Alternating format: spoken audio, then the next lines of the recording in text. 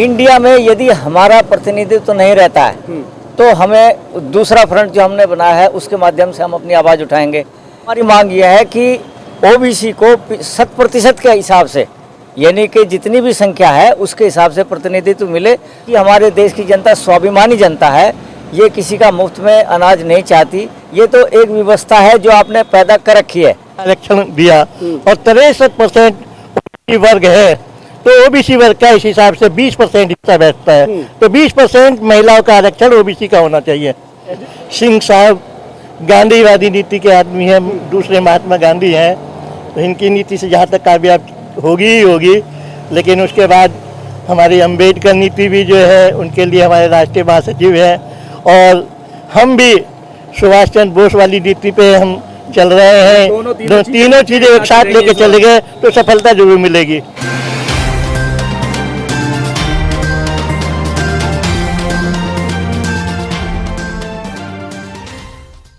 मैं सुनील अभय और आप देख रहे हैं एचडी न्यूज़ इंडिया। आज हम मौजूद हैं उत्तर प्रदेश के नूरपुर में, जो कि बिजनौर शहर के अंतर्गत आता है। हमारे साथ मौजूद है न्याय पार्टी के एसपी सिंह साहब, जिनकी एक मांग थी 14 अप्रैल के दिन कि दलित और आदिवासी महिला राष्ट्रपति और प्रधानमंत्री होनी चाहिए। वो बात इनकी मानी गई, चाहे वो किसी भी तरीके से हो, किसी भी रूप से हो। हमारे चैनल के माध्यम से ये मांग उठाई गई थी और आज जिस तरीके से यहाँ पे जन आगाज देखने को मिला, हजारों की संख्या में यहाँ कार्यकर्ता मौजूद रहे, कार्यकर्ता संपन्न हुआ। बात करेंगे सीधे सीधे एसपी सिंह साहब से, आगे की रणनीति क्या है। सिंह साहब, स्वागत है चैनल पर आपका।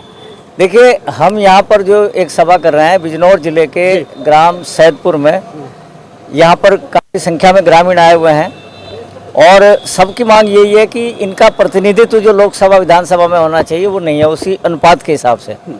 हमने यहाँ जो मुख्य रूप से मांग ये रखी कि जिसकी जितनी आबादी उसके हिसाब से हमारी हिस्सेदारी विधानसभाओं में होनी चाहिए। हमारे जो पिछड़ा वर्ग है उसी हिसाब से, अब तो जनगणना के हिसाब से बिहार में जनगणना कराई है तो वहाँ 63% आया है, पहले हम 52% मानते थे। तो हमारी मांग यह है कि ओबीसी को 100% के हिसाब से, यानी कि जितनी भी संख्या है उसके हिसाब से प्रतिनिधित्व मिले, राजनीति में भी प्रतिनिधित्व मिले और सामाजिक न्याय सबको मिले। सरकारी नौकरी हो, चाहे प्राइवेट सेक्टर हो, चाहे पब्लिक सेक्टर हो, उसके अनुपात के हिसाब से नौकरी मिलनी चाहिए। सिंह साहब, क्या लगता है कि आपको जिस तरीके से ओबीसी जनगणना की बात सभी लोग करते हैं, जनगणना हुई लेकिन उसको उजागर नहीं किया गया, आज तक उसको दबा के रखा गया। अब हाल ही में बिहार में जिस तरीके से जनगणना सामने आई है, आगे की रणनीति क्या रहेगी आपकी? देखिए, हमारी रणनीति ये रहेगी कि हम तो ग्रामीण अंचलों में हम देख रहे हैं कि बेरोजगारी इतने भयानक तरीके से बढ़ रही है कि लोग जो है, जब एक सरकार खुद मान रही है कि मुफ्त अनाज दे करके लोगों को पालना पड़ रहा है, तो हमारा मानना यह है कि यदि रोजगार मिल जाए तो ना तो आपको मुफ्त अनाज बांटने की आवश्यकता पड़े। हमारा मुख्य मांग यह है कि एक तो शिक्षा सबको समान होनी चाहिए, चिकित्सा फ्री होनी चाहिए, रोजगार हर घर में उपलब्ध होना चाहिए। हम किसी का मुफ्तखोरी में विश्वास नहीं रखते हैं और हमारे देश की जनता स्वाभिमानी जनता है, ये किसी का मुफ्त में अनाज नहीं चाहती। ये तो एक व्यवस्था है जो आपने पैदा कर रखी है। हमारी मांग ये है कि रोजगार क्यों नहीं दिए जाते? जब आप एक मुफ्त अनाज बांट सकते हैं, इतना मोटा बजट आप खर्च कर सकते हैं, तो उस बजट के हिसाब से आप रोजगार डेवलप कराइए। तो लगता नहीं कि आपको कहीं ना कहीं संविधान का हनन हो रहा है? जो मूलभूत सुविधाएं संविधान के माध्यम से सभी को बराबर का दर्जा, शिक्षा का अधिकार और स्वास्थ्य का अधिकार दिया गया था, उसको खत्म करने की रणनीति चल रही है। देखिए, इस पर जो है ईमानदारी से अब तक काम नहीं हुआ है और हम ये चाहते हैं कि सामाजिक जो न्याय का मुद्दा है वो प्रबल रूप से इस समय लोग उठा रहे हैं और हमारी न्याय पार्टी भी उसी मुद्दे को उठा रही है कि जो समाज का वंचित तबका आज तक रहा है, उस तबके को न्याय मिलना चाहिए, उसके अधिकार मिलने चाहिए। उन्हें संविधान में जो धारा 300 अनुच्छेद 340 का जो उल्लेख किया गया है, उसके तहत उनकी जनगणना अभी केंद्र सरकार आनाकानी कर रही है। कुछ राज्य अपने बलबूते पर जनगणना करा रहे हैं, लेकिन सरकार उनको मान्यता देने को तैयार नहीं है। बिहार ने कराई, एक आंकड़ा निकल करके आया कि 63% ओबीसी वर्ग है, तो 63% के हिसाब से विधानसभाओं में भी जो संवैधानिक रूप से आरक्षण मिलना चाहिए वो मिले, पहली बात। दूसरी बात कि जो पब्लिक सेक्टर है, उस पब्लिक सेक्टर में भी 63% के हिसाब से हिस्सेदारी मिलनी चाहिए। तीसरी बात कि जो महिलाओं का आरक्षण इन्होंने 30% जो करने की बात है, उसमें 30% ओबीसी वर्ग की महिलाओं को भी उसी हिसाब से आरक्षण मिलना चाहिए। आप जो है आरक्षण तो आपने दे दिया, लेकिन यदि आप महिलाओं के लिए ओबीसी को आरक्षण नहीं देंगे तो एक व्यर्थ की कवायद है, क्योंकि ओबीसी वर्ग की महिलाओं में इतनी चेतना नहीं है कि वे सामान्य वर्ग की महिलाओं के साथ प्रतिभागी कर सकें। इसलिए 30% का कोटा ओबीसी वर्ग को भी मिलना चाहिए। हमारे साथ मौजूद है नरेंद्र शर्मा जी भी। नरेंद्र जी जिस तरीके से प्रभारी हैं और इन्होंने कहा है कि ये समाज भी जो है अति पिछड़ा वर्ग में आता है, क्या मानना है? और महिलाओं का जो आरक्षण की बात अभी सिंह साहब ने कही, वहाँ इसको कितना सच मानते हैं?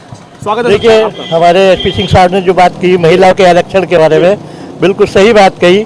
जब इन्होंने 30% महिलाओं का आरक्षण दिया और 63% ओबीसी वर्ग है, तो ओबीसी वर्ग का इस हिसाब से 20% हिस्सा बैठता है। तो 20% महिलाओं का आरक्षण ओबीसी का होना चाहिए।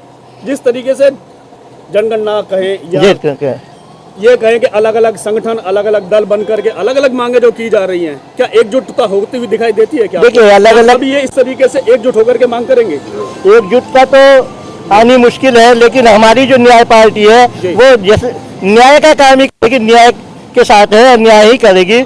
हमें दूसरे से ये नहीं लेना कि वो एकजुट हमारे साथ आए या ना आए, लेकिन जो न्याय की बात है हम न्याय संगत बात करेंगे। 2024 में चुनाव होने वाले हैं लोकसभा के, क्या रणनीति रहेगी आपकी? चुनाव हम बिल्कुल बड़े जोश से लड़ेंगे और ओबीसी वर्ग जो है हमारा अब तक की जनगणना के अनुसार 53% है। उस 53% में से कम 50% ओबीसी हमारे साथ है।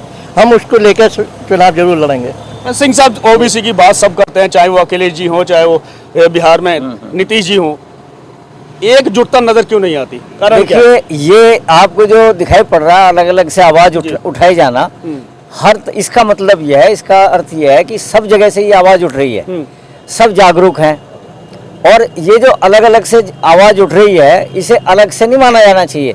इसे आप ये माने कि ये हर जगह से आवाज उठ रही है, हर जगह जागृति है, चारों तरफ से ये आवाज उठ रही है।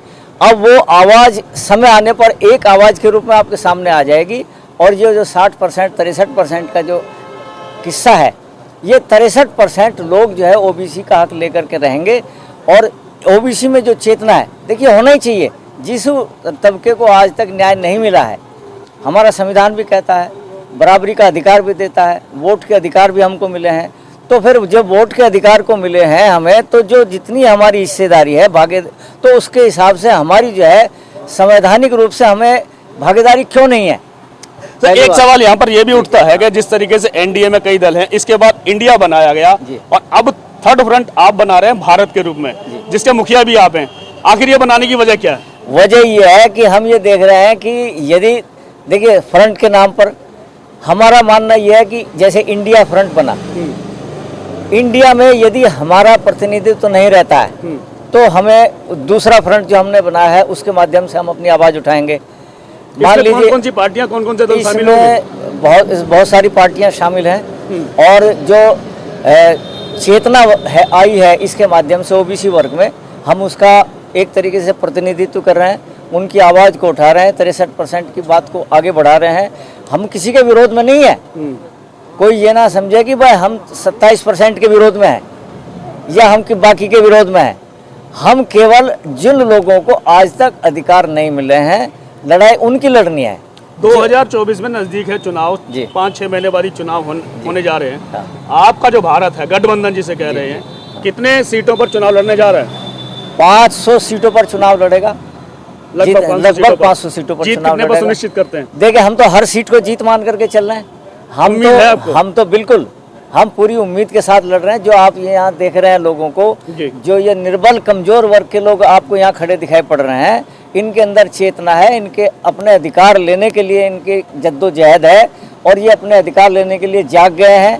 इनका कहना यह है कि अब हम जाग गए हैं तो अब हम अपना हिस्सा लेकर करेंगे, चाहे उसके लिए हमें करो या मरो का सहारा लेना पड़े, चाहे हमें जन आंदोलन करने पड़े, चाहे सड़कों पर उतरना पड़े, चाहे हमें संवैधानिक तरीके से रेल रोको, सड़क रोको, जाम लगाने पड़े, चाहे जिस तरह से भी संघर्ष करना पड़े। ये जो वर्ग है अब इसमें तरुणाई आने लगी है ये अपनी आवाज़ को उठाने लगा है और किसी भी तरीके से, संवैधानिक तरीके से, शांतिपूर्ण तरीके से, अहिंसक तरीके से हम अपनी मांगों को मनवा करके रहेंगे। और 63% का जो हिस्सा है वो हम 27% के खिलाफ ही नहीं है। एक बार आपने मांग की थी दलित और आदिवासी राष्ट्रपति जी। प्रधानमंत्री बने, अब प्रधानमंत्री बनाने की बात आपने कही है कि इस बार दलित समाज से होना चाहिए। अगर आपकी पार्टी सत्ता में आती है, भारत सत्ता में आता है, तो कौन होगा चेहरा? देखिए, चेहरे की बात हम तो देखिए पर्टिकुलर नाम मैं नहीं लेना चाहता जी। जो, क्योंकि किसी का नाम लूंगा तो दूसरा ये सोचेगा कि साहब मेरा नाम क्यों नहीं लिया। जी। लेकिन हम ये चाहते हैं कि कमजोर वर्ग से जब इस देश का प्रधानमंत्री बनेगा तो वो सही तरीके से अपनी समस्याओं की जानकारी रखते हुए उनका इलाज करेगा, क्योंकि जिसके पैर में नहीं फटी बीवाई वो क्या जाने पीर पर आई। तो जो हमारे यातना झेल चुके हैं हमारे लोग, वंचित तबके के लोग, दलित तबके के लोग, पिछड़े वर्ग के लोग जो झेल रहे हैं, जिन समस्याओं से रूबरू हो रहे हैं, उनकी आवाज़ और उनका समाधान तब निकलेगा जब ये लोग खुद जाकर के वहाँ कानून बनाने का काम करेंगे, देश की बागडोर संभालने का काम करेंगे और देश को चलाने का काम करेंगे, नीति बनाने का काम करेंगे। ये हमारा संकल्प है और इसी के तहत हम ग्रामीण क्षेत्रों में हम घूम रहे हैं। सभी बड़ा भारी रेस्पॉन्स हमें मिल रहा है, ग्रामीण जन समर्थन हमें बड़ा भारी मिल रहा है। हम मेट्रोपॉलिटन सिटी की बात नहीं करते कि जो लोग एसी में बैठे हुए हैं हम उनका प्रतिनिधित्व नहीं करते, जो लोग साधन संपन्न हैं उनका प्रतिनिधित्व हम नहीं करते। हम उस आदमी का प्रतिनिधित्व करते हैं जो खेत में घूम रहा है, जो फटे जो है नंगे पैर घूम रहा है, जो गर्मी सर्दी की परवाह ना करते हुए अपने बच्चों को पालने का काम कर रहा है। हम सरकार से भीख नहीं चाहते, हम अपने अधिकार चाहते हैं। सिंह शर्मा जी, आप सिंह साहब की बात से कितना तारुफ रखते हैं? देखिए, जैसे मैंने पहले ही कहा है, सिंह साहब गांधीवादी नीति के आदमी हैं, दूसरे महात्मा गांधी हैं, तो इनकी नीति से जहाँ तक कामयाब होगी ही होगी। लेकिन उसके बाद हमारी अम्बेडकर नीति भी जो है, उनके लिए हमारे राष्ट्रीय महासचिव हैं और हम भी सुभाष चंद्र बोस वाली नीति पे हम चल रहे हैं। तीनों चीज़ें एक साथ लेके चले गए तो सफलता जरूर मिलेगी। हम तो जो है, अगर कोई राजी से नहीं दे रहा तो छीनने की बात पे विश्वास रखते हैं और ताकत भी रखते हैं। तो ये थे हमारे साथ में एसपी सिंह साहब और शर्मा जी, बेबाकी से अपना जवाब दिया और आगे की रणनीति क्या रहेगी भारत की और क्या रहेगी आगे जनता की राय, वो हम आपको लगातार दिखाते रहेंगे। और इस पर आपको सोचने और विचारने की बहुत आवश्यकता है कि जिस जनसंख्या के आधार पर जिसकी जितनी संख्या भारी है उसकी इतनी हिस्सेदारी आज तक क्यों नहीं मिल पाई, जिस पर एसपी सिंह साहब शर्मा जी काम कर रहे हैं। और आगे अगर लोग बाग नहीं समझेंगे तो गर्त में जाएंगे और अगर समझ लेंगे तो अपने हक और अधिकार छीनने की बात करेंगे। इसी के साथ मैं सुनील अभय, HED न्यूज़ इंडिया।